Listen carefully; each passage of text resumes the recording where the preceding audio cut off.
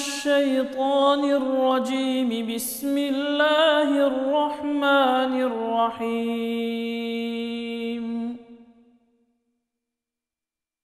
وإذ ابتلى إبراهيم ربه بكلمات فأتمهن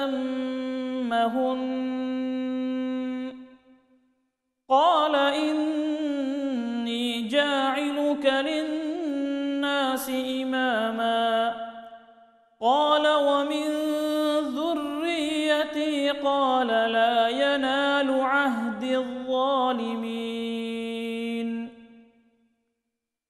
وإذ جعلنا البيت مثابة للناس وأمنا واتخذوا من مقام إبراهيم مصلى وعهدنا إلى إبراهيم وإسماعيل أن طهرا بيتي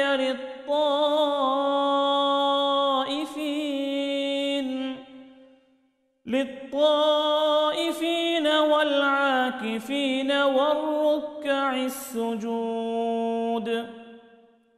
وإذ قال إبراهيم رب اجعل هذا بلدا آمنا وارزق أهله من الثمرات من آمن منهم بالله واليوم الآخر قال ومن كفر فأمتعه قليلا ثم أضطره إلى عذاب النار وبئس المصير. وإذ يرفع إبراهيم القواعد من البيت وإسماعيل ربنا تقبل منا إنك أنت السميع العليم.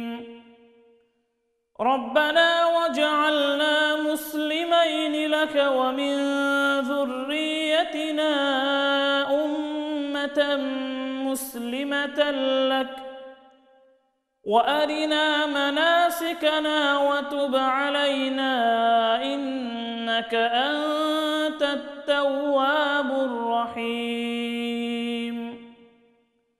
ربنا وابعث فيهم رسولا منهم يتلو عليهم